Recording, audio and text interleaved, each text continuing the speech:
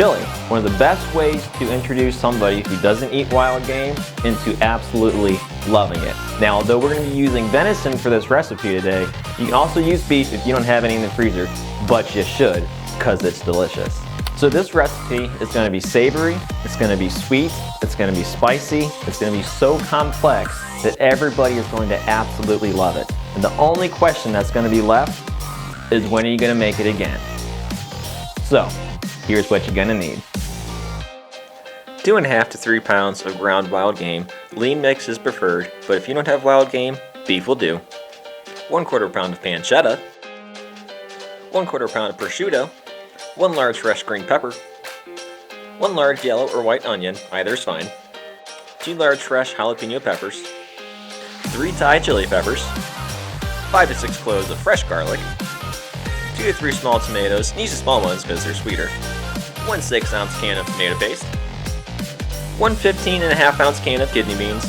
1 15.5-ounce can of black beans. 1 jar of pasta sauce that has sausage in it.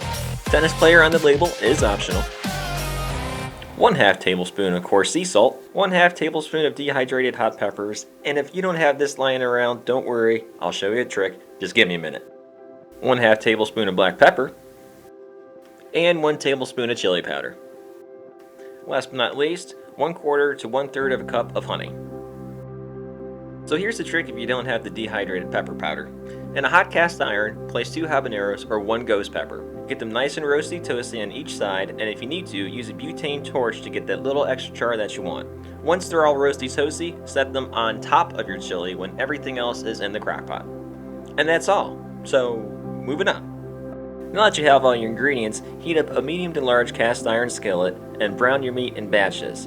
The reason why you want to do it in batches is because you don't want it to boil with all the steam and juices coming out of it. You want it to get crispy. After 2 to 3 minutes, go ahead and give it a flip. It should be brown by now. This is what you want to see after you flip it. If you see those little crispy pieces, you did it right, so treat this side the same and then continue. As your meat's browning in batches, you can go ahead and start cutting up your ingredients, starting with the pancetta. First, cut it into coins, then into ribbons, and then dice. Don't worry about that guy in the back. He got the business too. I just took my time. Once done, place it in a bowl off to the side and grab your prosciutto. Lay the prosciutto in a nice little stack and then roll it into a log.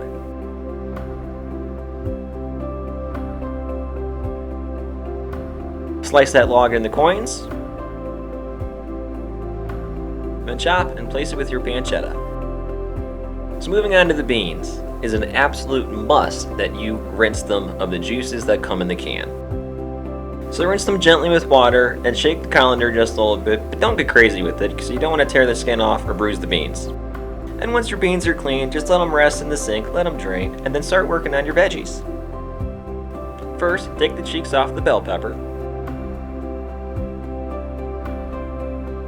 Don't forget about that pepper butt too. And then slice into ribbons, and if you come across a thick membrane, just go ahead and cut that out because it might bring a bitter taste to the chili.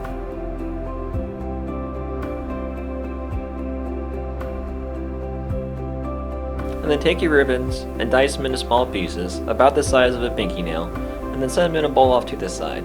And for the rest of the veggies, we're just going to set them off to that bowl. I'm only going to say it once though. I love you, but no. And then take your peeled onion and dice it about the same size as your green pepper. And if some pieces come out bigger than others, that's also fine, because it brings a little bit of texture to the eating experience. Moving on to the jalapenos, take off the cap, and then slice down the middle, or in this case, kind of the middle. And then remove the membrane, leave some seeds, because the seeds do offer some flavor and some spice.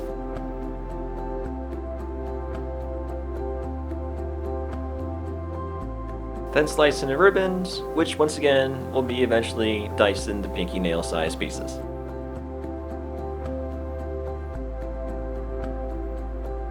Then decap your Thai chili peppers, and then slice them into coins, but this time we want to give them a rough chop. The choppier, the better, but don't make it fine.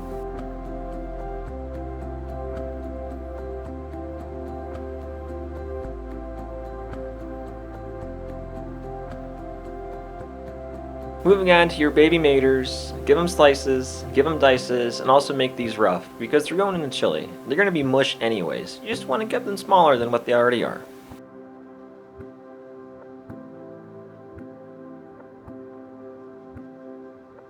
Then with the knife blade facing away from you, smash the garlic, peel it, and also give them all a rough chop. Then, after what probably feels like a century later, start combining everything in the crock pot, starting with your spices. And then add the tomato paste. And then add the wonderfully chopped vegetables. And then add your cleaned beans, because remember, clean beans only.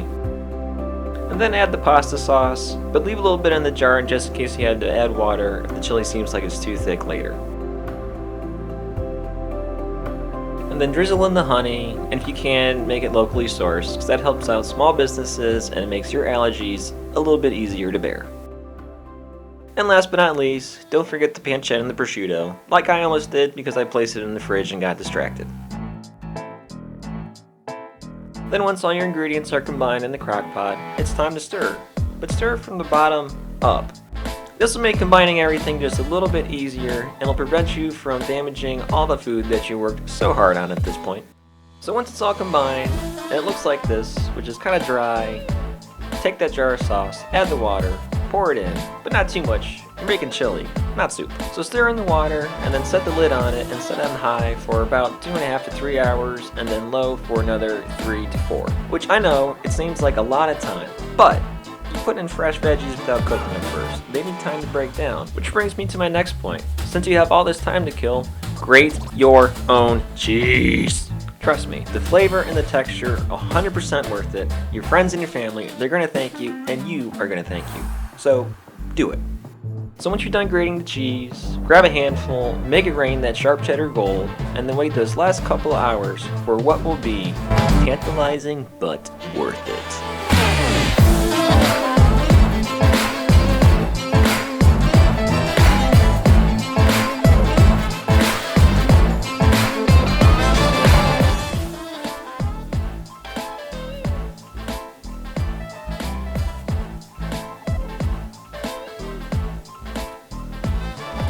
It's salty, it's creamy, there's perfect amount of spice.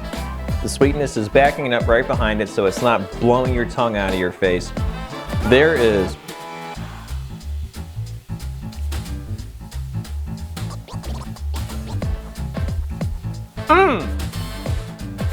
There's no better chili recipe. I'm sorry, there's just not. I hope you try this recipe. But more importantly, I hope you give the game that you acquired from the field the respect that it deserves.